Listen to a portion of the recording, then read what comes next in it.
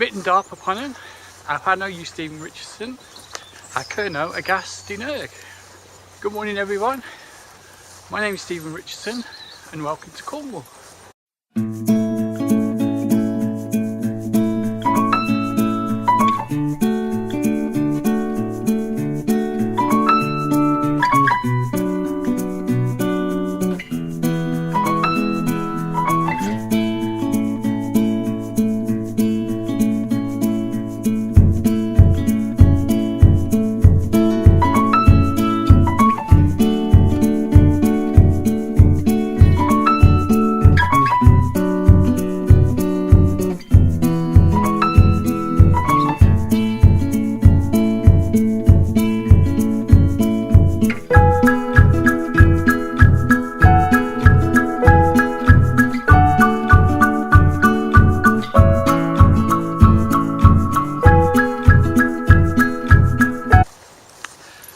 Today I'm heading back to my bushcraft base camp. It's the first time I've been able to get out here for quite a while, so I'm hoping everything's going to be okay. I've got Alfie the bush dog with me, and what I'm hoping to do is light a fire using some charcloth, and then I want to make some more charcloth. So I thought I'd do a video and show you how I do charcloth. See you later.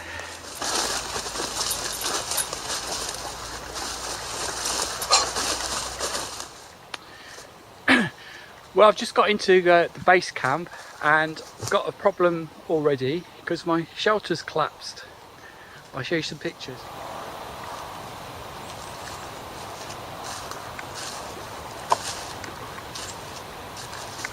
Now, to be honest, I'm not too worried about this at all, for reasons that I'm going to discuss a bit later in the video. I did think this could happen because as you can see, what's happened is one of the tripods has collapsed because of the weight of the structure. I think the problem is when I built the shelter, I didn't want to use paracord, so what I used instead was just some sisal, and that was about a year ago now, so I suspect it's rotted through, and then this is the result. Because there was quite a lot of weight on there with all the debris, all the leaf debris, as you can see. So there you go. Now I'm not too worried, and I'll tell you why later. First thing I've got to do now is get some firewood prepared so I can get on, build a fire, and then make some charcloth, have a cup of coffee, have a quick chat about what my future plans are for the bushcraft base camp. There are a lot of sweet chestnut trees in this bit of woodland.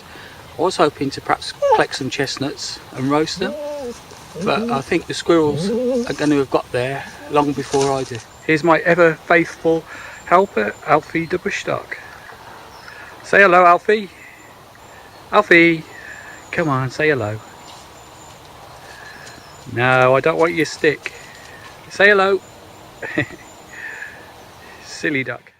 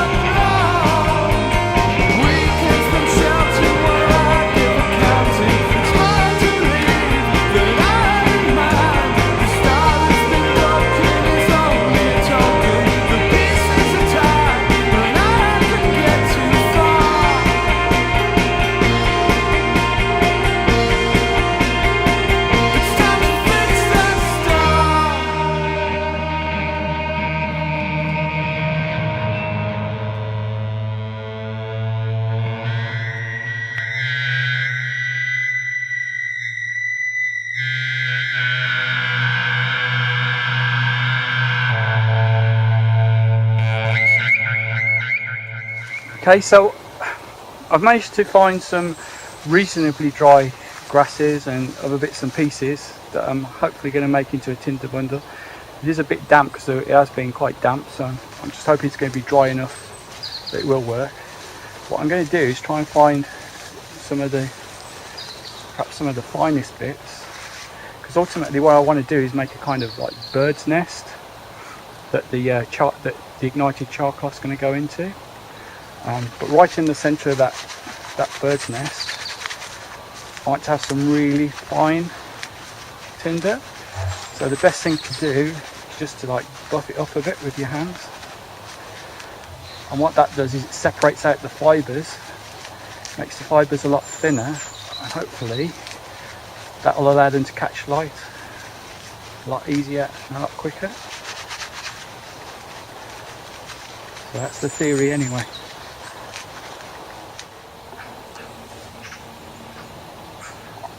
Okay, hopefully you can see that that's a light.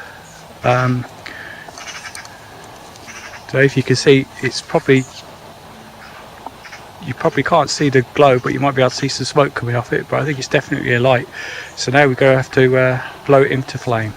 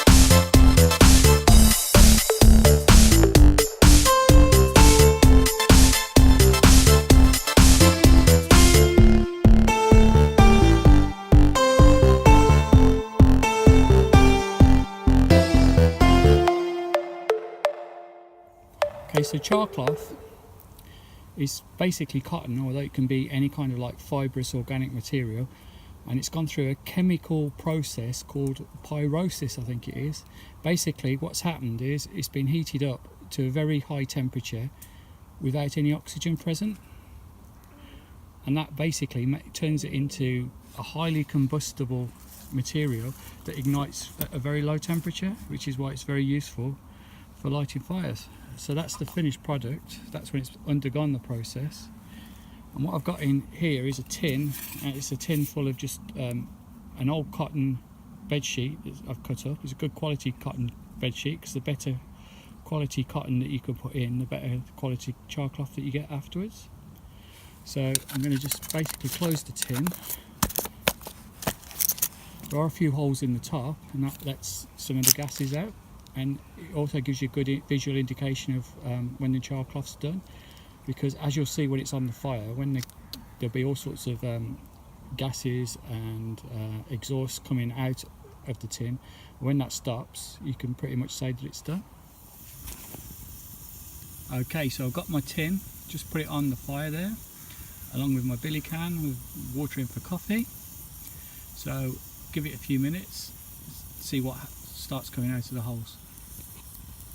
Well, the tin's been on the fire for a few minutes now, good 5 to 10 minutes, and I think you can see, hopefully you can see the gases starting to come out through the seal on the lids, and also through those holes that I've made in the top of the tin.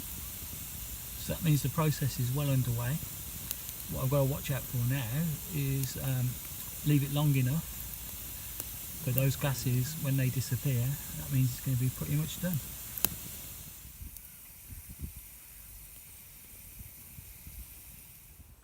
Well, we've got some visitors. Alfie doesn't like them much. I think they're just having a bit of a nose, and then hopefully they'll go away and eat some grass.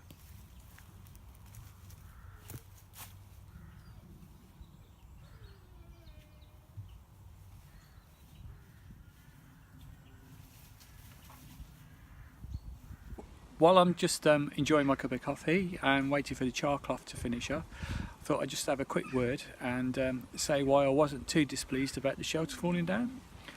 First of all, I never really expected it to last that long, because it was just made with sisal instead of something more permanent like paracord.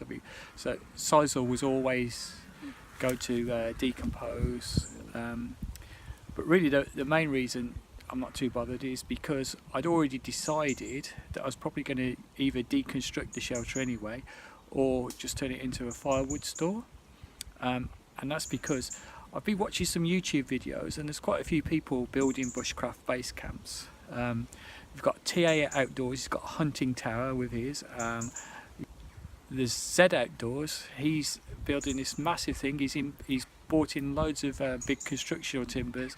He's building a big shelter. He's got permission to build this base camp in a woodland, and really, you know, brilliant. That's if that's the way that they want to go, and they want to do something permanent like that, that's fine. Whereas my idea for the bushcraft base camp was always just somewhere that I could just come. I got permission to be in the woodlands, I could light fire, and I just wanted to practice some bushcraft skills rather than build all these sort of megalithic constructions and stuff.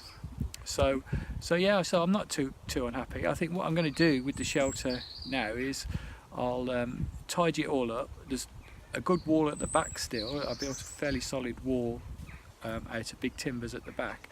And I think I will just convert it into a firewood store, and then I can just come along to the base camp. If I want to do an overnighter, I can bring a tarp or a tent, and that'll be even better, because the whole point is practicing skills that I'm going to be using if I go wild camping and so on. So I'm never going to be sleeping out in my shelter. It was good while it lasted. I mean, I've learnt how to build a shelter.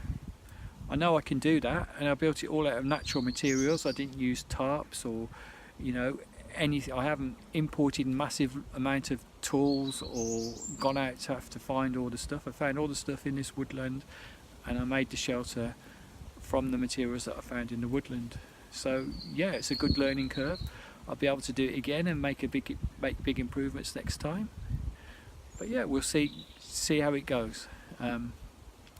Go and have a look at that charcloth, see if that's ready to go yet, and then I'll be heading back home.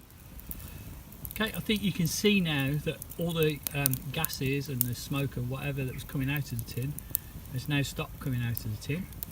So hopefully the charcloth will be ready. So I'm going to take it off the fire. I will be using gloves. Make sure if you ever do this, use some sticks or use something to take it off the fire and put it somewhere it's not going to burn, because that tin is going to be very, very hot. Leave it to cool before you open it a bit. Just take care when you're doing this bit. Okay, so the tin has now been cooling for a good 10 minutes, quarter of an hour or so, and it's just slightly warm to the touch. Another good reason for just putting it aside and leaving it to cool for a while is that if you open it up straight away, what sometimes happens is once the oxygen gets in there, all your charcloth's just going to basically ignite and burn away. So it's best to leave it cool without the oxygen getting in there. So let's open it up and see what we've got. There we go. Another batch of charcloth. As you can see, it is glowing, so I need to perhaps put that lid back on so it doesn't all burn away. Okay, so that's another video done for me. That's a charcloth video and update on my base camp. Next time I come out, I'll probably be clearing up the shelter, perhaps doing some cooking hopefully, don't know yet. We'll make that decision when we get closer to the day. So if you've enjoyed this video, if you'd like to see more videos on bushcraft skills and also wild camping, so going wild camping, then please subscribe, please like, please comment below. But in the meantime, it's goodbye from me and goodbye from Alfie the bush dog. Say goodbye, Alfie.